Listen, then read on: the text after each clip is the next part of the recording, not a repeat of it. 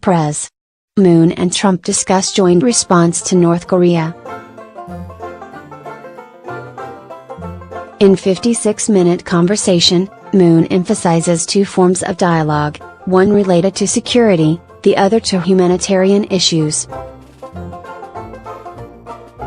South Korean President Moon Jae-in and U.S. President Donald Trump discussed a joint response to Korean Peninsula security issues, including North Korea's repeated intercontinental ballistic missile, ICBM, test launches, in a 56-minute telephone conversation on the morning of August. The conversation came in the wake of the UN Security Council adopting the North Korean sanctions resolution of unprecedented severity, and amid rhetoric in the US about preventive war and preemptive strikes against North Korea. Moon expressed his agreement with tough pressure and sanctions, while stressing that a peaceful, diplomatic resolution should ultimately be attempted. In a briefing, Blue House spokesperson Park Soo-hyun explained, South Korea and the US agreed that they should coordinate closely on applying the maximum pressure and sanctions against North Korea with the cooperation of the international community so that North Korea makes the right choice to abandon its nuclear and missile programs. But while Trump stressed the importance of a firm position in favor of international coordination in the telephone conversation, Moon's emphasis was on a peaceful diplomatic resolution.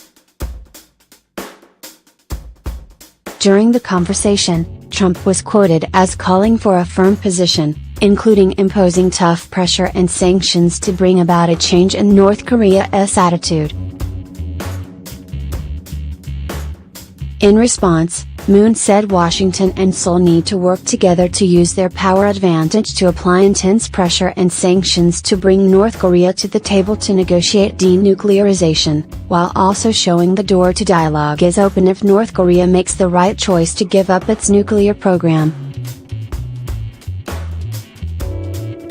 We cannot tolerate the horror of war happening again on the Korean Peninsula, he stressed.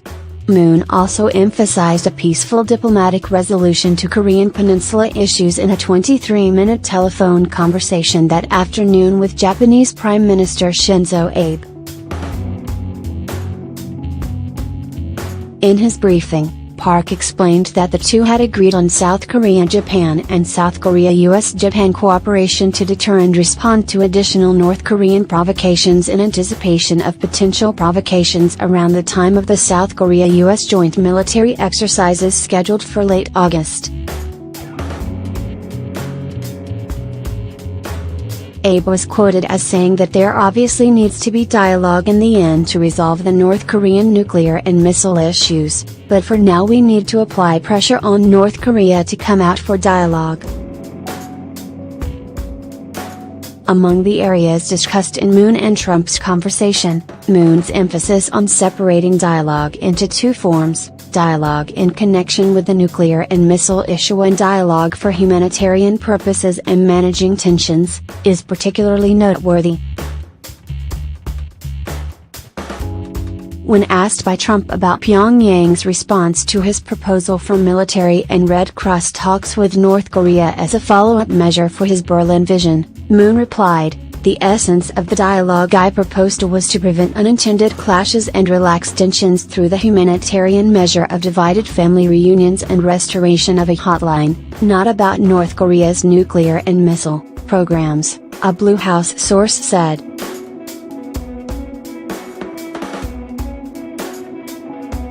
President Moon has talked before about two tracks on North Korea issues, the same source said. He was making it clear that the international community, and the US in particular, is responsible for resolving the North Korean nuclear issue, while South Korea should take the initiative on addressing inter-Korean relations and other humanitarian issues, and he was clearly drawing that boundary once again for President Trump. Even as he continues to leave the door open for inter-Korean dialogue, Moon also appears to have taken one step closer to coordinating with the international community on a US-led response to North Korea. While he has ruled out a military response that could lead to war, he looks to be actively pursuing other forms of pressure on Pyongyang. Moon also asked for Trump's attention and support on the matter of South Korea beefing up its military strength with nuclear-powered submarines and amendment of missile guidelines.